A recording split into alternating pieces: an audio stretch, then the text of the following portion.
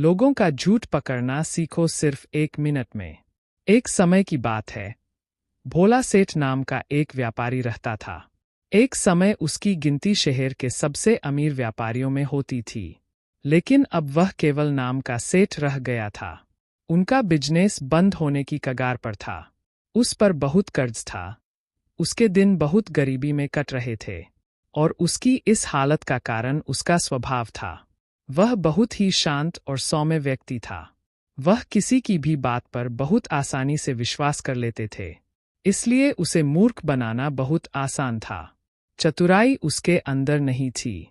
और उसके सरल स्वभाव का फायदा उठाकर लोगों ने उसे इस हालत में पहुंचा दिया था।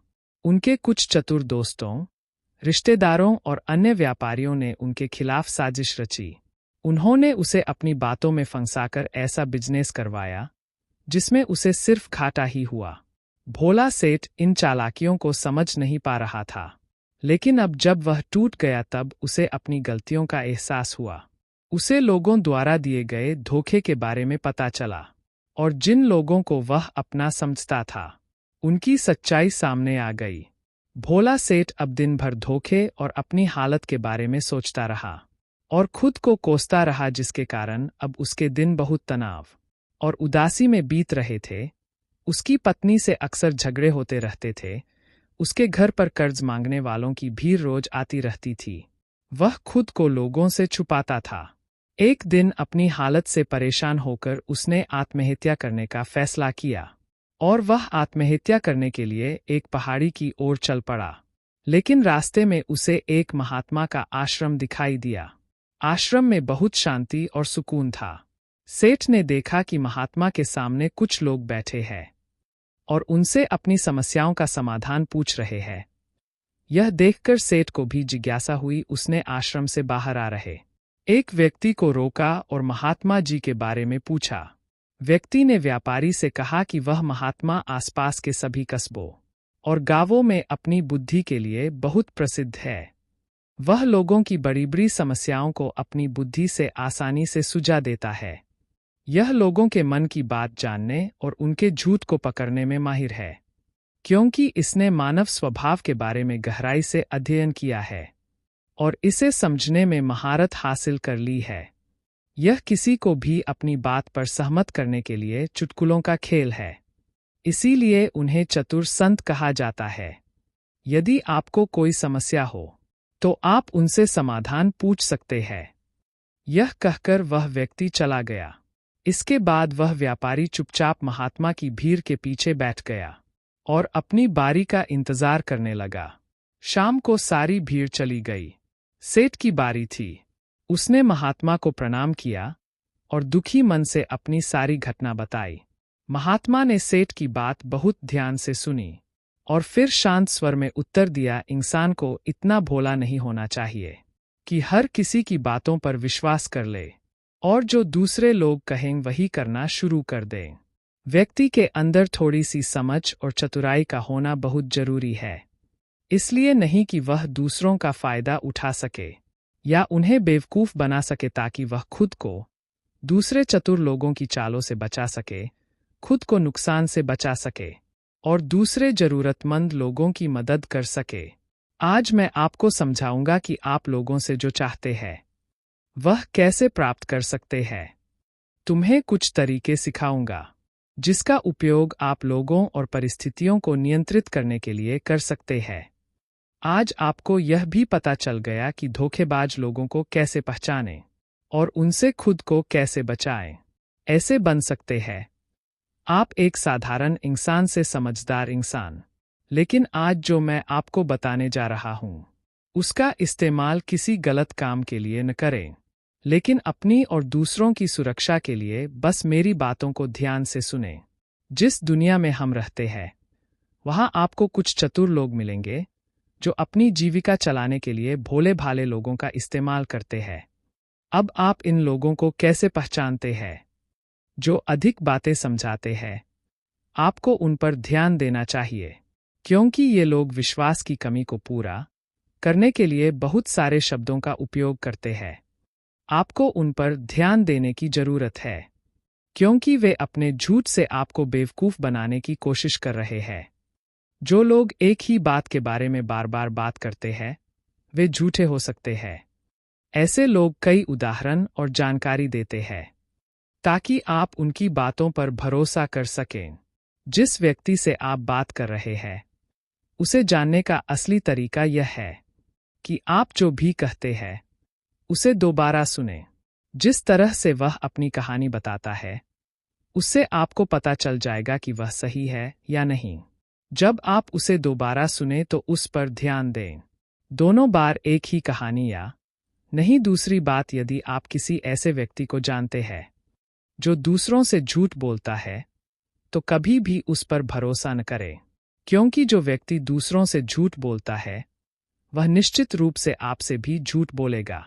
साथ ही आपको ऐसे लोगों से सावधान रहना चाहिए जो दावा करते हैं कि उनके पास पहले बहुत पैसा था जो अब डूब गया है, जिससे पता चलता है कि आप जिससे बात कर रहे हैं वह झूठ बोल रहा है। हाँ, ऐसा हो सकता है कि एक बार उसके पास बहुत पैसा था, लेकिन अब वह दिवालिया हो गया है। बुद्धिमानी इसी में है कि ऐसे व्यक्ति को कभी भी पैसों से समझौता नहीं करना चाहिए।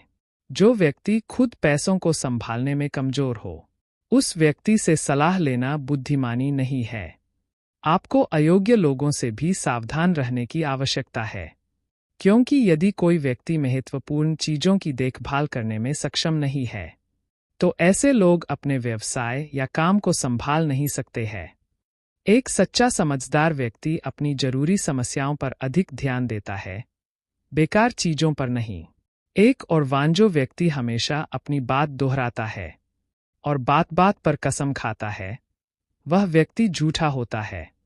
इसलिए ऐसे व्यक्ति पर कभी भी भरोसा नहीं करना चाहिए।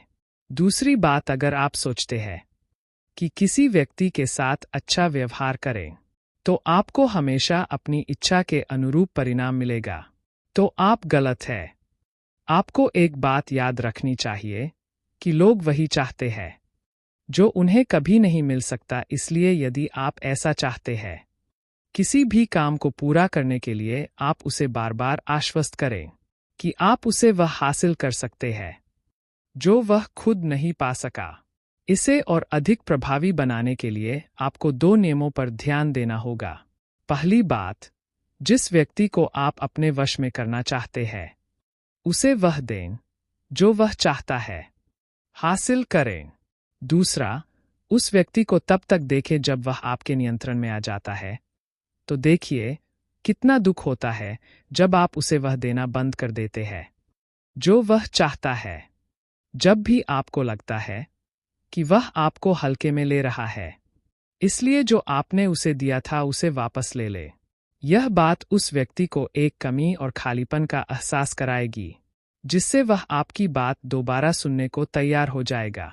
तीसरी बात, जब कोई व्यक्ति ऐसा व्यवहार करता है जैसे कि वह सब कुछ जानता है, तो निश्चित रूप से आप एक ऐसे व्यक्ति से बात कर रहे हैं जिसमें बुद्धि की कमी है।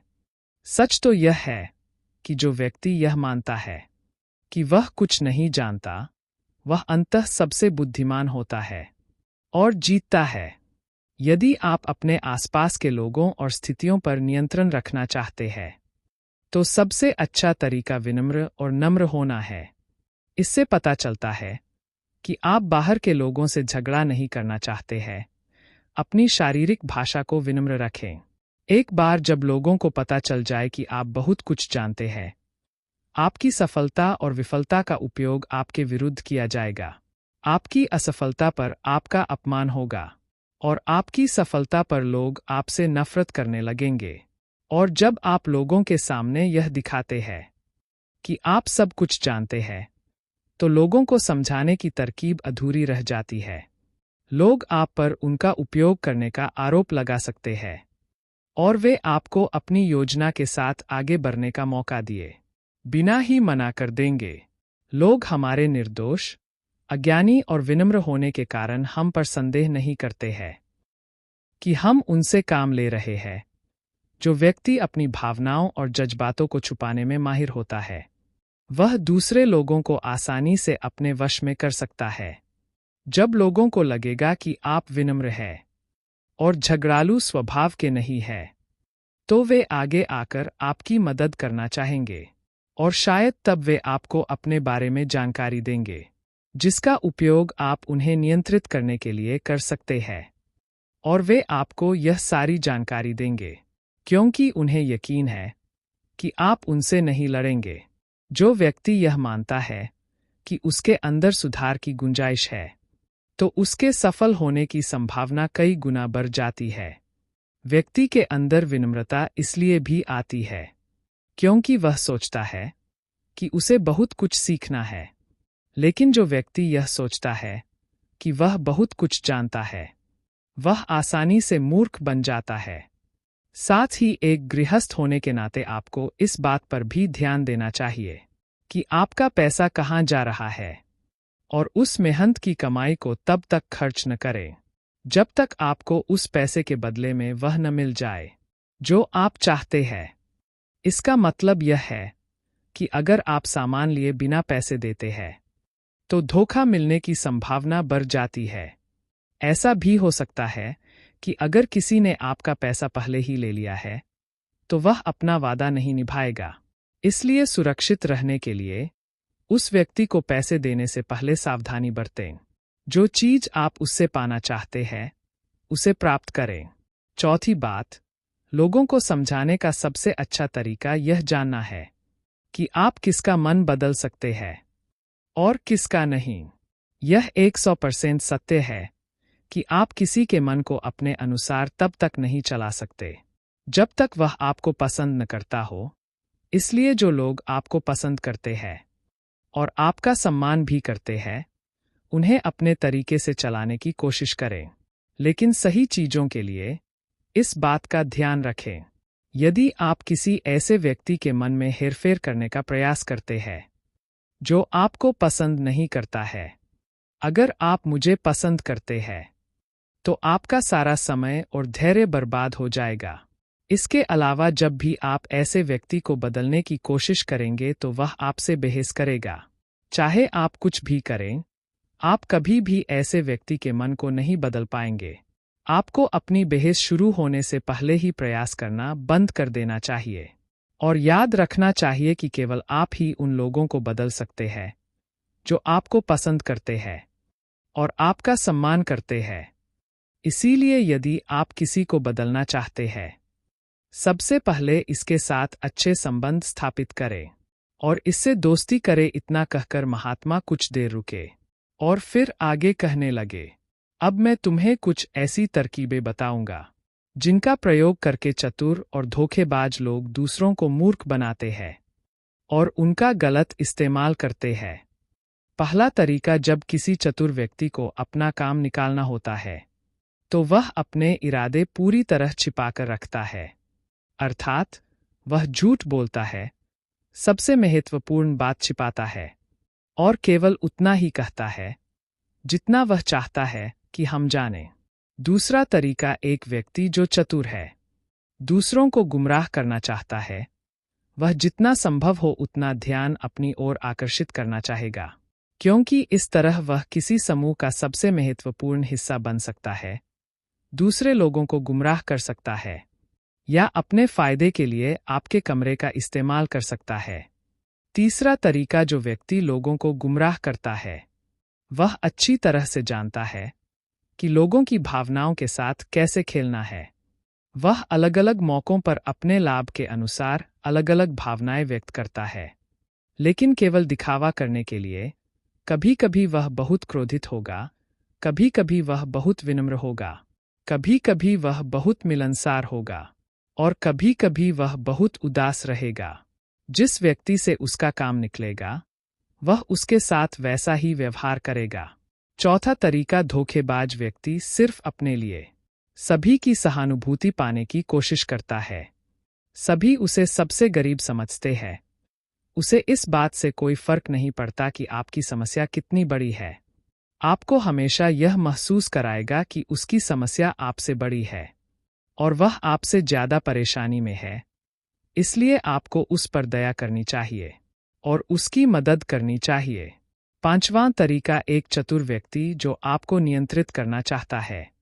उसकी अपनी इच्छा के अनुसार आपको यह सोचने पर मजबूर कर देगा कि वह आपके जीवन का सबसे महत्वपूर्ण व्यक्ति है। आप इसके बिना काम नहीं कर सकते, लेकिन वास्तव में ऐसा नहीं होता है। वह आपको सिर्फ यह आश्वासन देता है कि आप उसके बिना जीवन की कल्पना नहीं कर सकते हैं। इस तरह, जितना अधिक आप उन पर निर्भर होते जाते हैं, उतना ही अधिक उनका आप पर नियंत्रण बढ़ता जाता है और वे आपसे अपना काम करवा लेंगे। छठा तरीका, एक चतुर व्यक्ति हमेशा यह कोशिश करता है कि किसी भी बड़े काम का श्रेय हमेशा उसे ही मिले। तारीफ तो उसकी ही होनी चाहिए, चाहे कोई कुछ भी करे, लेकिन तालियां सिर्फ उसके लिए है। इसलिए वे ज्यादा से ज्यादा लोगों का ध्यान अपनी ओर आकर्षित करना चाहते हैं। अधिक से अधिक लोगों को अपने साथ जोड़ने के लिए चतुर लोग अक्सर सबसे कठिन काम दूसरों को सौंप देते हैं और आसान काम अपने पास रख लेते हैं, लेकिन सारे काम का श्रेय खुद लेने की कोशिश करें। सातवां तरीका, एक धोखेबाज आपका सबसे अच्छा दोस्त होने का दिखावा करेगा। वह दिखाएगा कि आपका उससे बेहतर दोस्त नहीं हो सकता। इस तरह से आपके सभी रहस्य जानने की कोशिश करेगा और गलत पर समय वह उनका उपयोग आपके खिलाफ करेगा। इसलिए अपने रहस्य बताने से पहले 10 बार सोचें, क्योंकि दुनिया में सबसे खतरनाक चीज एक धोखेबाज दोस्त है। इसलिए यह पहचानना सीखें कि कौन दोस्त है और कौन नहीं। आठवां तरीका, अधूरी जानकारी दें। एक धोखेबाज व्यक्ति आपको केवल उतनी ही जानकारी देगा जितनी वह आपसे जानना चाहता है। कारण, क्योंकि वह चाहता है कि आप सिर्फ ये बातें जानें। वह कभी भी आपके साथ पूरी बातें साझा नहीं करेगा। वह सबसे महत्वपूर्ण चीजें छिपाएगा ताकि समय आने पर वह उनका उपयोग कर सके और सारा श्रेय ले ले या अपना काम पूरा कर ले। 9वां तरीका, एक चतुर व्यक्ति कभी भी अपनी बात पर कायम नहीं रहेगा। समय आने पर वह अपनी बात से मुकर जाएगा। इसका कारण कुछ भी हो सकता है, या तो वह चाहता है कि आप ऐसा न करें, या वह जानबूझकर ऐसा कर रहा है। यह उसकी मंशा पर निर्भर करता है। 10वां तरीका, वे ऐसा दिखावा करते हैं जैसे उन्हें कुछ भी पता नहीं है। वे सबसे निर्दोष है, हालांकि उन्हें उस समय उस घटना के बारे में सब कुछ पता है, लेकिन फिर भी वे आपके मुंह से सब कुछ सुनना चाहेंगे, क्योंकि कल को अगर उनके मुंह से कुछ ऐसी बात निकल गई जो नहीं कहनी चाहिए थी, तो वह आपका नाम ले सकते हैं कि उसने मुझे बताया, या वे निर्दोष बने रहें ताकि वे अपनी जिम्मेदारियों से बच सकें जितना उन्हें मिल सकता था। उससे अधिक काम के बोझ से दूर रहें। वे जानबूझकर ऐसा करते हैं ताकि कोई उन पर ध्यान न दे और वे महान चीजों से बच सकें। 11वां तरीका, दूसरों पर उंगली उठाना या दोष देना। एक चतुर व्यक्ति हमेशा अपने हाथ खाली रखना चाहेगा, अर्थात उसे कोई कड़ी मेहनत या अधिक जिम्मेदारी नहीं निभानी पड़ेगी। इसलिए मैं दूसरों पर उंगली उठाता रहता हूं कि मुझे यह काम ठीक से नहीं आता। वह इस बात को भली भांति जानते हैं। यह दूसरी स्थिति यह आती है कि कहीं न कहीं उनकी पोल खुल जाती है या इज्जत सामने आ जाती है। फिर भी वे अपनी गलती का दोष दूसरों पर मर देते हैं। 12वां, एक धोखेबाज हमेशा झूठी तारीफ करेगा। वह केवल वही कहेगा जो दूसरा व्यक्ति उससे सुनना चाहता है, और वह ऐसा तब तक करेगा जब तक उसका काम पूरा न हो जाए। इसके बाद वह लोगों के सामने उसी व्यक्ति की आलोचना करेगा और उसकी कमी को। 13वां और आखिरी रास्ता बताएगा। वह आपके फैसलों को नियंत्रित करने की कोशिश करेगा। सबसे पहले एक धोखेबाज और चालाक व्यक्ति बनने की कोशिश करेगा। आपका सबसे अच्छा दोस्त और शुभचिंतक उसके बाद जब उसे विश्वास हो जाएगा कि आपने उस पर आंख मूंदकर भरोसा करना शुरू कर दिया है, तो वह आपके फैसले खुद लेने की कोशिश करेगा। वह आपको यह महसूस कराएगा कि उसने आपके लिए जो फैसले लिए हैं, उससे आपको फायदा होगा। समाप्त। चतुर व्यक्ति को फायदा होने वाला है। तो ये थे वो तरीके जिनसे आप लोगों को अपनी बात मनवाने के लिए इस्तेमाल कर सकते हैं। और चतुर और धोखेबाज की पहचान कर सकते हैं। उन लोग, आप उनसे बच सकते हैं। भोला सेठ को सभी उत्तर मिल गए। उन्होंने महात्मा को उनकी बहुमूल्य जानकारी के लिए धन्यवाद दिया और अपने घर वापस लौट आए।